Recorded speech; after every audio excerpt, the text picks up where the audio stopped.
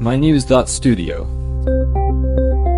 In the shadow of recurring floods and famine, Bangladesh has quietly lifted 34 million people out of poverty. What changed the script for a nation once called a basket case? That really is a headline you don't expect. Bangladesh, long linked with disaster, now being called a success story on poverty. Should we start by looking at the numbers? Yes, and just so we're clear, today is 2025-12-10. So to anchor this, back in 2010, 12.2% of Bangladeshis lived in extreme poverty.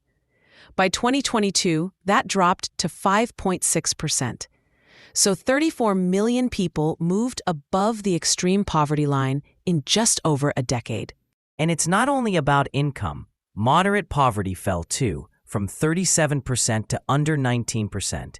Access to electricity, sanitation, schooling, all expanded quickly. So what drove this turnaround? The World Bank's latest poverty and equity assessment highlights three main drivers. First, labor-intensive growth. Bangladesh's GDP grew at 6.6% per year from 2010 to 2022, led by the ready-made garment sector, construction, and services. The garment industry in particular created millions of jobs, especially for women. So a big move, factories, not just farms. But agriculture still stayed important, right? I mean, after 2016, it was the main job creator again. Yes, exactly. Agriculture delivered about 1.4 million rural jobs a year, making up nearly 80% of net employment growth.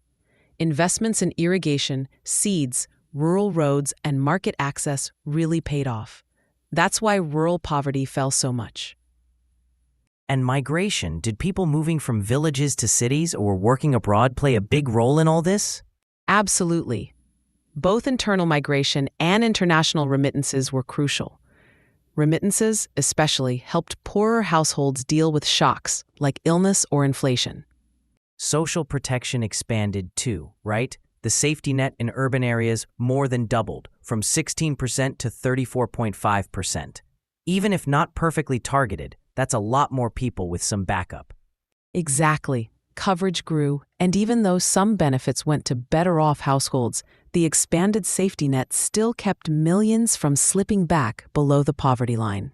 So by 2022, less than 1 in 5 Bangladeshis was poor, and only 6%, that's about 9 million, remained in extreme poverty. But is the story finished? Not quite. The progress is real, but vulnerability is high.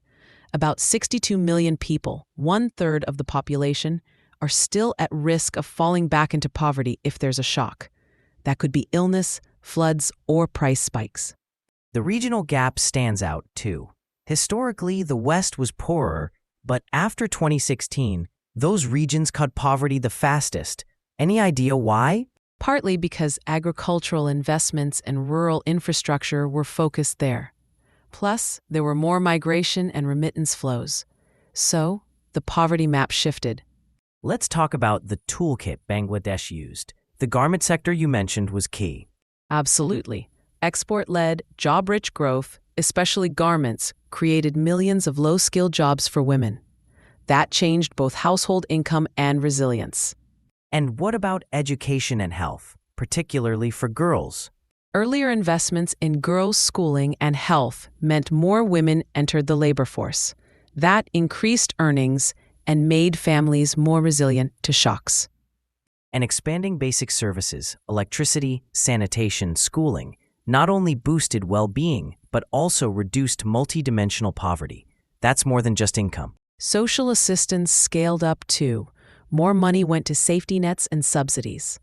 The targeting wasn't perfect, but it still offered some protection against shocks. Why does this matter globally?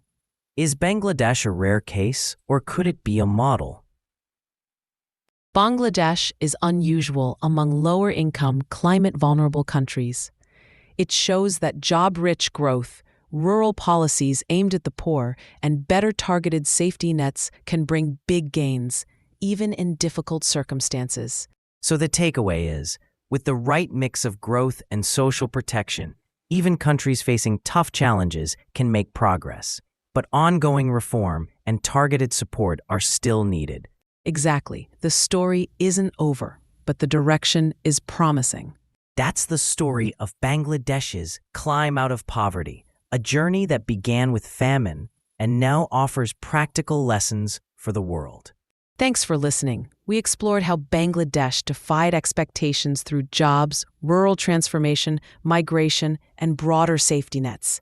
But with millions still at risk, the work continues. Thank you for tuning in. This episode was powered by mynews.studio. Try it now for free.